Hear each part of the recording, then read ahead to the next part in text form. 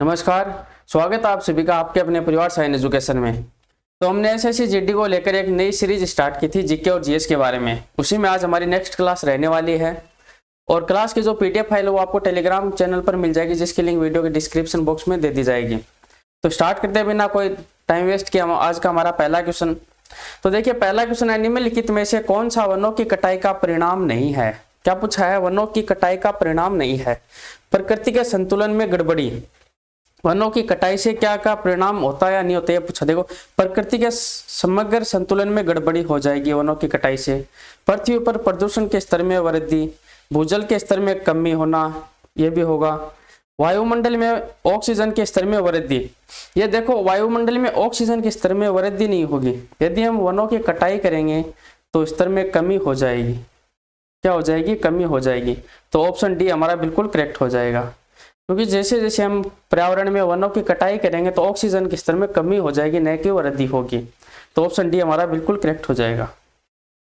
प्रकृति के समग्र संतुलन में गड़बड़ी, पृथ्वी पर प्रदूषण स्तर में वृद्धि, भूजल के स्तर में कमी, मृदा का क्षरण एवं बंजर होना, बाढ़, जलवायु परिवर्तन इत्यादि वनों की कटाई का परिणाम है। यदि हम वनों की कटाई प्रारंभ कर देंगे तो प्रकृति के समग्र संतुलन में गड़बड़ी होना प्रारंभ हो जाएगी, प्रदूषण स्तर में वृद्धि हो जाएगी, भूजल का स्तर है वो गिर जाएगा यानी कमी हो जाएगी, मृदा का क्षरण या बंजर हो जाएगी, बाढ़ आने की संभावना बढ़ जाएगी, जलवायु परिवर्तन के अत्यधिक होने की संभावनाएं बढ़ जाएगी। जबकि वायुमंडल में ऑक्सीजन के स्तर में वृद्धि वनों की कटाई का परिणाम नहीं है, क्योंकि वनों की कटाई के परिणाम स्वरूप वायुमंडल में ऑक्सीजन की कमी होगी, न कि वृद्धि होगी। तो ऑक्सीजन के स्तर में क्या हो जाएगी? कमी हो जाएगी। नेक्स्ट क्वेश्चन है, महान फुटबॉल खिलाड़ी डिएगो माराडोना का नवंबर 2020 में निधन हो गया। उन्होंने निम्नलिखित में से किस देश का प्रतिनिधित्व किया था? देखिए, इसके अलावा एक एसएससी जीडी में क्वेश्चन आया था, डिएगो माराडोना का संबंध किस खेल से है? तो किस खेल से है? फुटबॉल से है। उनका नवंबर 2020 में निधन हो गया, तो उन्होंने किस देश का प्रतिनिधित्व किया था? तो अर्जेंटीना का प्रतिनिधित्व किया था। ऑप्शन बी बिल्कुल करेक्ट हो जाएगा। अगला क्वेश्चन है, भारत की 2011 की जनगणना के अनुसार देश में कुल कितने सांविधिक कस्बे हैं? कौन से पूछे? सांविधिक कस्बे हैं। तो कितने हैं?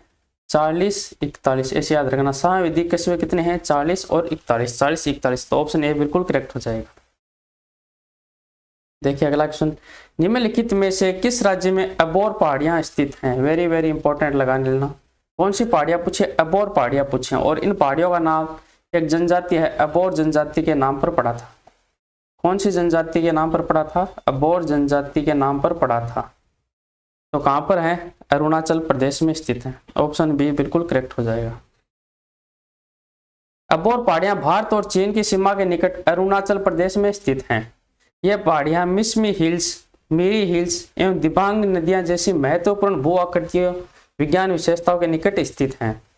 अबोर जनजाति के निवास स्थान के कारण इनका नाम अबोर पहाड़ी पड़ा है। कौन सी जनजाति के नाम पर?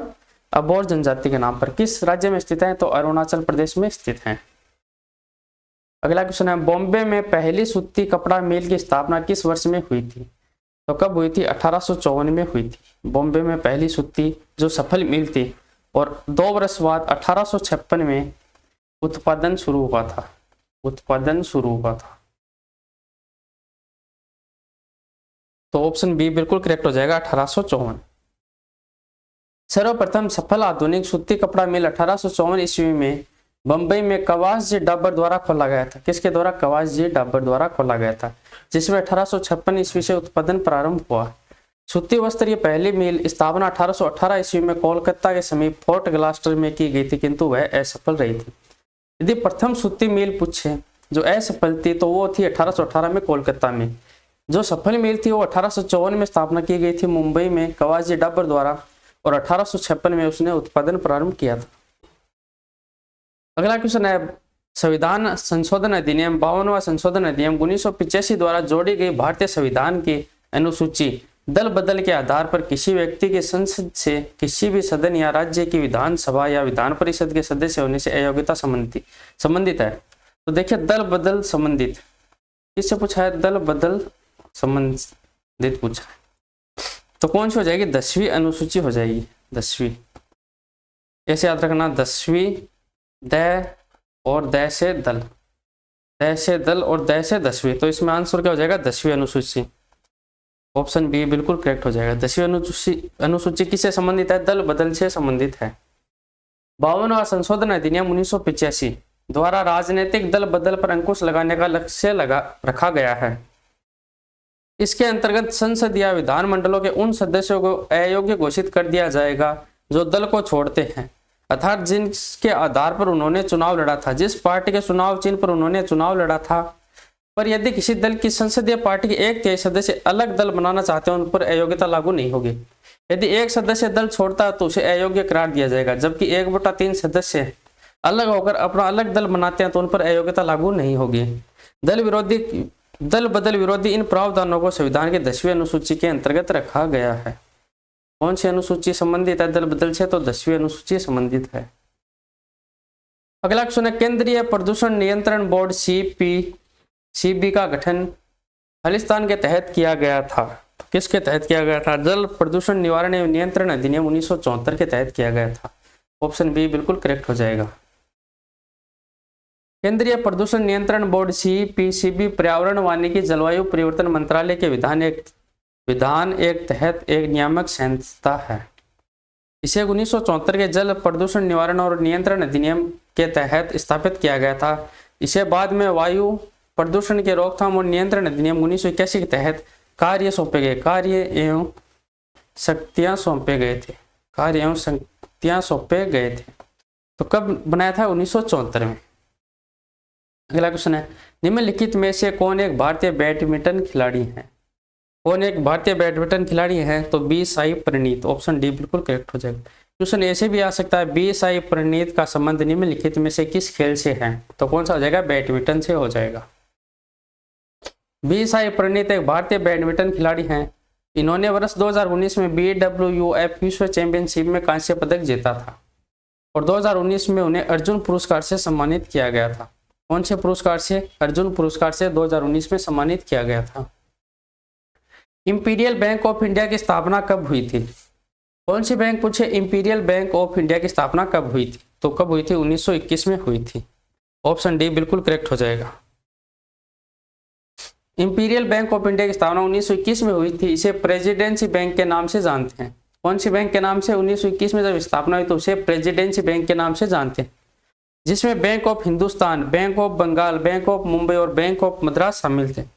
घोरेवाला समिति की सिफारिश पर 1 जुलाई 1955 को इंपीरियल बैंक का राष्ट्रीयकरण कर स्टेट बैंक ऑफ इंडिया की स्थापना की गई थी। कौन सी बैंक की? SBI की स्थापना की गई थी। नेक्स्ट क्वेश्चन, निम्न में से कौन सा बैंक फॉर्च्यून ग्लोबल 500 सूची 2021 में शामिल है? तो कौन सा था? स्टेट बैंक था। SBI भारतीय स्टेट बैंक। तो ऑप्शन डी बिल्कुल करेक्ट हो जाएगा। तजाला गुफाएं किस राज्य में स्थित हैं? कौन सी गुफाएं पूछे? तजाला गुफाएं किस राज्य में स्थित हैं? तो कहां पर है? गुजरात में स्थित है। बी गुजरात के डिस्ट्रिक्ट भावनगर में स्थित है। भावनगर जिले में स्थित है। तजाला गुफाएं गुजरात राज्य के भावनगर जिले में स्थित हैं। गुफाएं लगभग 2000 साल पुरानी है और इनकी औसत ऊंचाई 19 मीटर है।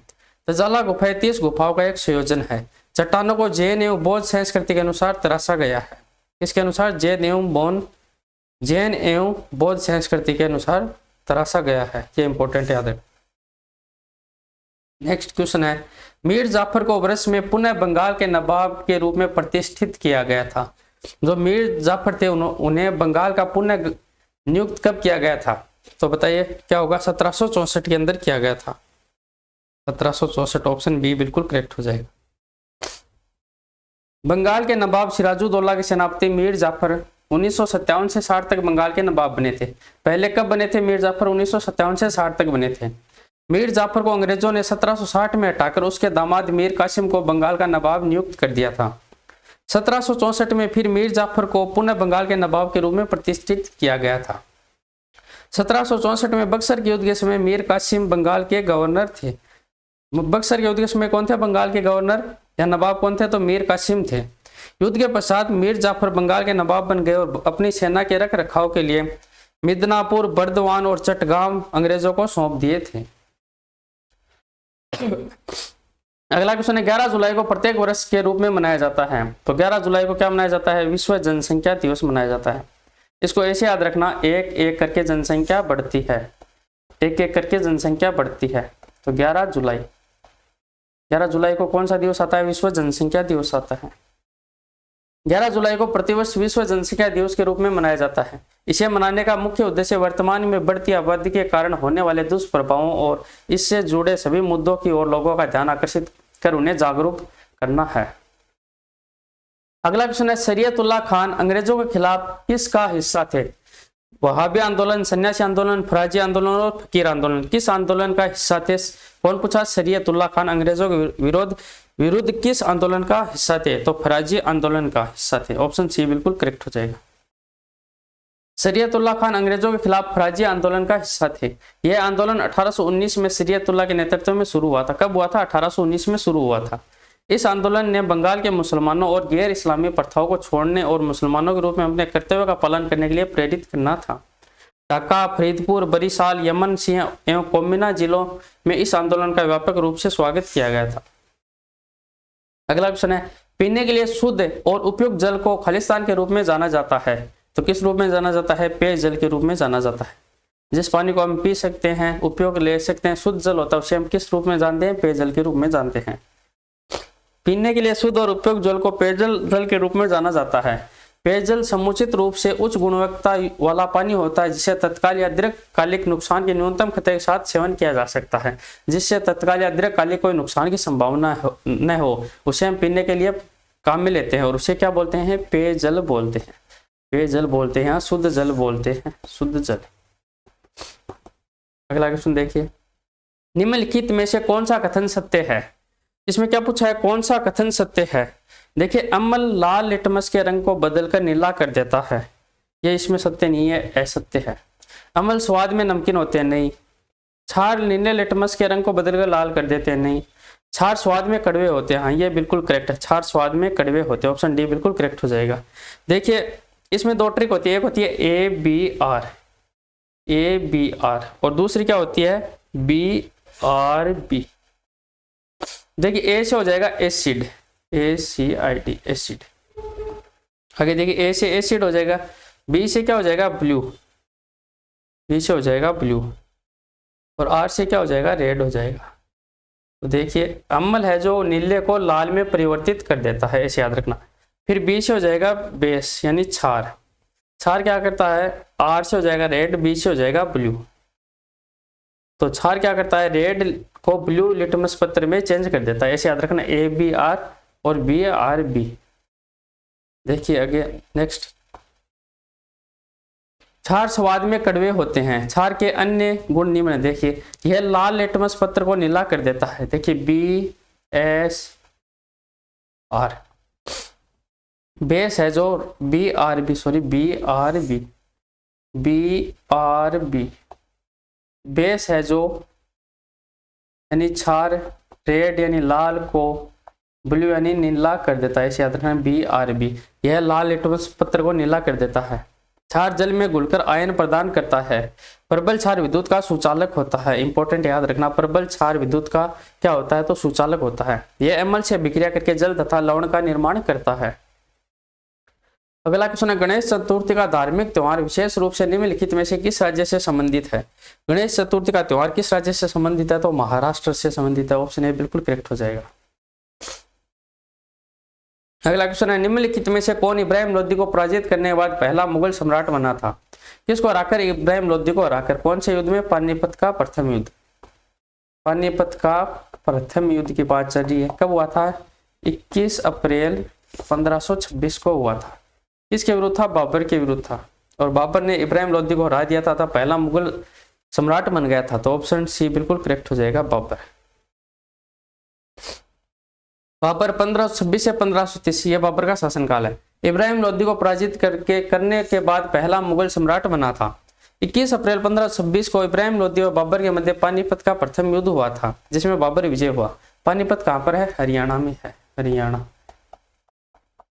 और पानीपत के प्रथम युद्ध में बाबर ने पहली बार तुलुगमा युद्ध पद्धति एवं तोपखाने का भी प्रयोग किया था।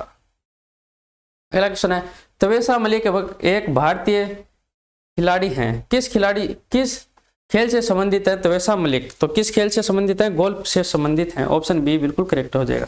और इनका संबंध हरियाणा राज्य से है। कौन से राज्य से है? हरियाणा राज्य से इनका संबंध है।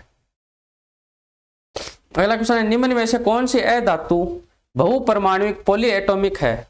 कौन सी अधातु बहुपरमाणुविक या पॉलीएटॉमिक है? तो कौन सी हो जाएगी? सल्फर हो जाएगी, बी।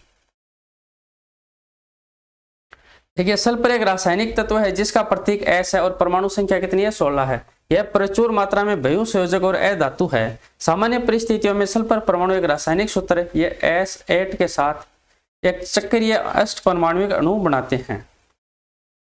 निम्नलिखित में से कौन सा विकल्प मौर्य साम्राज्य के शासकों के सही काल क्रमानुक्रम को दर्शाता है? तो मौर्य साम्राज्य के पूछें। देखिए, मौर्य साम्राज्य के एक ट्रिक ऐसे याद रखना, A, B और C उल्टा, CBA या फिर ABC ऐसे उल्टा याद रखना। तो सबसे पहले कौन आता है? देखिए, चंद्रगुप्त आता है। मौर्य साम्राज्य का संस्थापक कौन है? चंद्रगुप्त है। उसके बाद राजा बनता है चंद्रगुप्त का पुत्र बिंदुसार। कौन बनता है? बिंदुसार बनता है।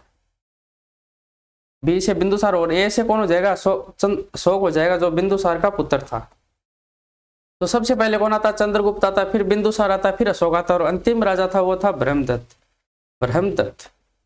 तो देखिए कौन सा आंसर सी हो जाएगा? सबसे पहले कौन आएगा? चंद्रगुप्त आएगा। तो ऑप्शन डी हो जाएगा। डी में है चंद्रगुप्त, बिंदुसार, अशोक और ब्रह्मदत्त। ये था अंतिम शासक था। तो ऑप्शन डी बिल्कुल करेक्ट हो जाएगा। मौर्य वंश का संस्थापक चंद्रगुप्त मौर्य हुआ, जो मगध की राजगद्दी पर 322 ईसा पूर्व में बैठा था। चंद्रगुप्त मौर्य का उत्तराधिकारी बिंदुसार हुआ, जो 298 ईसा पूर्व में मगध की राजगद्दी पर बैठा था। बिंदुसार का उत्तराधिकारी अशोक महान हुआ, जो 269 ईसा पूर्व में मगध की राजगद्दी पर बैठा था। हो गया ना? वही देखो, सी चंद्रगुप्त, बिंदुसार का बी, अशोक का ए, ऐसे याद रखना उल्टा, CBA। और मौर्य वंश का अंतिम शासक कौन था? ब्रह्मदत्त था। भारत सरकार ने वर्ष में आयुष्मान भारत प्रधानमंत्री जन आरोग्य योजना को मंजूरी दी थी। किस वर्ष में दी? 2018 में दी। ऑप्शन ए बिल्कुल करेक्ट हो जाएगा।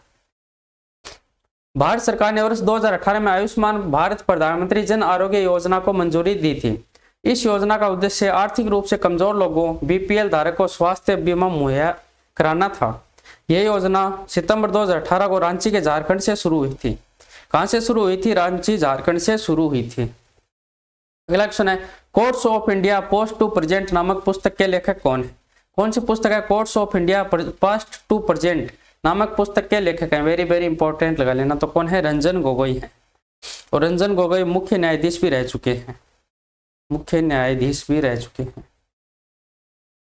तो इंपॉर्टेंट है, याद रखना। Courts of India past to present नामक पुस्तक के लेखक कौन है? रंजन गोगोई है। नवंबर 2019 में रंजन गोगोई ने गुवाहाटी असम में पुस्तक courts of India past to present के 80वें संस्करण का विमोचन किया था। रंजन गोगोई भारत के सर्वोच्च न्यायालय के मुख्य न्यायाधीश भी रहे हैं। अगला क्वेश्चन है, भारतीय जीवन बीमा निगम अधिनियम संसद द्वारा पारित किया गया था।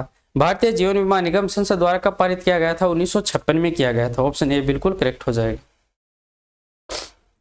भारतीय जीवन बीमा निगम संसद द्वारा 19 जून 1956 को पारित किया गया था, जिसके तहत 1 सितंबर 1956 को भारतीय जीवन बीमा निगम अस्तित्व में आया था। कब आया था? 1 सितंबर 1956 को। भारतीय जीवन बीमा निगम भारत की सबसे बड़ी जीवन बीमा कंपनी है। और इसका मुख्यालय की बात करें, हेडक्वार्टर कहां पर है? तो हेडक्वार्टर है इसका मुंबई में है। नेक्स्ट क्वेश्चन है, भारतीय संविधान के 44वें संविधान संशोधन 1978 के तहत निम्नलिखित में से कौन सा एक मौलिक अधिकार नहीं है? 44वें संविधान संशोधन 1978 के तहत निम्नलिखित में से कौन सा एक मौलिक अधिकार नहीं है? तो धर्म का अधिकार है, समानता का अधिकार है, शोषण के विरुद्ध अधिकार है, संपत्ति का अधिकार नहीं है। तो ऑप्शन डी बिल्कुल करेक्ट हो जाएगा। संपत्ति के अधिकार को हटा दिया, इसे कानूनी अधिकार बना दिया गया है। भारतीय संविधान के 44वें संशोधन अधिनियम 1978 के द्वारा संपत्ति का अधिकार अनुच्छेद 31 और 19 को मौलिक अधिकार की सूची से हटाकर संविधान के भाग 12 में अनुच्छेद 300 के अंतर्गत कानूनी अधिकार के रूप में रखा गया है। कौन से अनुच्छेद में रखा है? 300 के अंदर कानूनी अधिकार बना दिया है। अगला क्वेश्चन है, लाल लीगा खिताब खालिस्तान से संबंधित है। कौन सा लाल लीगा खिताब खालिस्तान से संबंधित है? तो किससे संबंधित है? फुटबॉल से संबंधित है। ऑप्शन बी बिल्कुल करेक्ट हो जाएगा। अगला क्वेश्चन है, निम्नलिखित में से किस राज्य ने जनवरी 2020 में 71वें गणतंत्र दिवस परेड में सर्वश्रेष्ठ झांकी का पुरस्कार जीता था? तो किस राज्य ने? असम राज्य ने जीता था। ऑप्शन सी बिल्कुल करेक्ट हो जाएगा। असम राज्य ने जनवरी 2020 में 71वें गणतंत्र दिवस परेड में सर्वश्रेष्ठ झांकी का पुरस्कार जीता। असम की झांकी का विषय था अद्वितीय शिल्प कौशल और संस्कृति की भूमि था, जिसमें बांस और बेंत के काम को दर्शाया गया था और क्षत्रिय नर्तकियों द्वारा भोरतल नृत्य का प्रस्तुत किया गया था। कौन सा नृत्य प्रस्तुत किया गया था? तो भोरतल नृत्य प्रस्तुत किया गया था। अगला क्वेश्चन है, किसी वस्तु के त्वरण को जब कहा जाता है जब वह वस्तु एक सीधी रेखा में गति करती है और समय के नियमित अंतराल में उसका वेग बढ़ता या घटता है, तो क्या हो जाएगा? एक समान कहा जाता है। ऑप्शन सी बिल्कुल करेक्ट हो जाएगा। अगला क्वेश्चन है, निम्नलिखित में से सर्वाधिक अभिक्रियाशील धातु कौन सी है? पोटेशियम, एल्यूमिनियम, आयरन और सिल्वर। क्या पूछा? सर्वाधिक अभिक्रियाशील, तो कौन सी हो जाएगी? पोटेशियम हो जाएगी। ऑप्शन ए बिल्कुल करेक्ट हो जाएगा। पोटेशियम का प्रतीक क्या होता है? के होता है। परमाणु क्रमांक क्या होता है इसका? तो 19 होता है, परमाणु नंबर या एटॉमिक नंबर।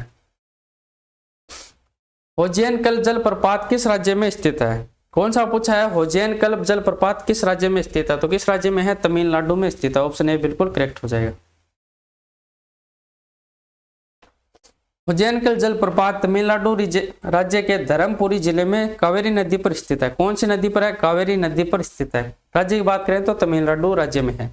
भारत का नियाग्रा फॉल्स कहा जाने वाला होजियनकल झरना अपने जल के औषधीय गुणों और नौका सवारी के लिए प्रसिद्ध है। यहाँ पाई जाने वाली कार्बोनाइट चट्टानें दक्षिण एशिया और संपूर्ण दुनिया की सबसे प्राचीन चट्टानों में से एक हैं। यात्रक या जात्रिक क्षत्रिय वंश के प्रमुख के पुत्र थे। किसके पुत्र थे? तो वर्धमान महावीर के पुत्र थे। ऑप्शन सी बिल्कुल करेक्ट हो जाएगा। वर्धमान महावीर का जन्म 540 ईसा पूर्व में कुंड ग्राम वैशाली में हुआ था। इंपॉर्टेंट है, याद रखना। वर्धमान महावीर का जन्म कहां पर हुआ था? कुंड ग्राम वैशाली में हुआ था। इनके पिता सिद्धार्थ ज्ञात्रक कुल के सरदार थे और माता त्रिशला लिच्छवी राजा चेटक की बहन थी। महावीर स्वामी जैन धर्म के 24वें अंतिम तीर्थंकर भी हुए थे। इंपॉर्टेंट याद रखना। अंतिम जैन धर्म के तीर्थंकर कौन थे? तो महावीर स्वामी थे। क्वेश्चन 1857 तक भारत के मुगल सम्राटों का लगभग 200 वर्षों तक निवास स्थान रह चुका था, तो लाल किला रहा था। ऑप्शन बी करेक्ट हो जाएगा। 1857 तक लाल किला भारत के मुगल सम्राटों का लगभग 20 वर्षों तक निवास स्थान रहा था। यह शाही किला मुगल बादशाहों का न सिर्फ राजनीतिक केंद्र था बल्कि यह औपचारिक केंद्र भी रहा था, जिस पर लगभग 200 सालों तक मुगल वंश के शासकों का राज रहा। यह किला मुगल कालीन वास्तुकला, सृजनात्मकता और सौंदर्य का अनुपम उदाहरण है। यदि इसके निर्माण की हम बात करें तो निर्माण की शुरुआत मुगल सम्राट शाहजहां द्वारा 1638 में करवाई गई थी, जिसका कार्य लगभग 10 साल तक चला था। अगला क्वेश्चन है, 1865 में निम्नलिखित में से किसे बॉम्बे का पहला नगर आयुक्त नियुक्त किया गया था? तो ऑर्थर कॉपरेड को नियुक्त किया गया था। 1865 में बॉम्बे का पहला नगर आयुक्त नियुक्त किया गया था। ऑर्थर क्रॉफ्ट को 1865 में बॉम्बे के पहले नगर आयुक्त के रूप में नियुक्त किया गया था। ऑर्थर कॉपरेड एक ब्रिटिश सरकारी कर्मचारी थे। कॉपरेड के एक सक्षम प्रशासक के साथ साथ कथित रूप से गुप्त वित्तीय लेन देन के लिए प्रसिद्ध थे। कौन से लेन देन के लिए? गुप्त वित्तीय लेन देन के लिए भी प्रसिद्ध थे। अगला क्वेश्चन है, निम्नलिखित में से किस राज्य में भोमर देव मंदिर स्थित है? कौन सा मंदिर है? भोमर देव मंदिर स्थित है, जहां प्रत्येक वर्ष मार्च के अंतिम सप्ताह में भोमर देव महोत्सव मनाया जाता है। तो कहां पर है? छत्तीसगढ़ में। ऑप्शन बी बिल्कुल करेक्ट हो जाएगा। निम्नलिखित में से कौन सा जंतु अपनी त्वचा के द्वारा श्वसन करता है? कौन सा जंतु अपनी त्वचा के द्वारा श्वसन करता है? तो मेंढक करता है। ऑप्शन डी बिल्कुल करेक्ट हो जाएगा। जब मेंढक पूरी तरह से जलमग्न हो तो मेंढक श्वसन त्वचा से लेता है, त्वचा से होता है। त्वचा पतली झिल्लीदार उत्तक से बनी होती है जो पानी के लिए पारंगम्य है और रक्त वाहिकाओं का नेटवर्क शामिल है। पतली झिल्लीदार त्वचा श्वसन गैसों को सीधे फैलाने के लिए अनुमति देती है। जब वो पानी से बाहर आता है तो श्लेष्मा ग्रंथियां त्वचा को नरम कर देती हैं और ऑक्सीजन को अवशोषित करने में मदद करती हैं। तो उम्मीद आज की क्लास आपको पसंद आई होगी। क्लास को शेयर, लाइक, सब्सक्राइब जरूर करना। आज के लिए इतना ही, धन्यवाद।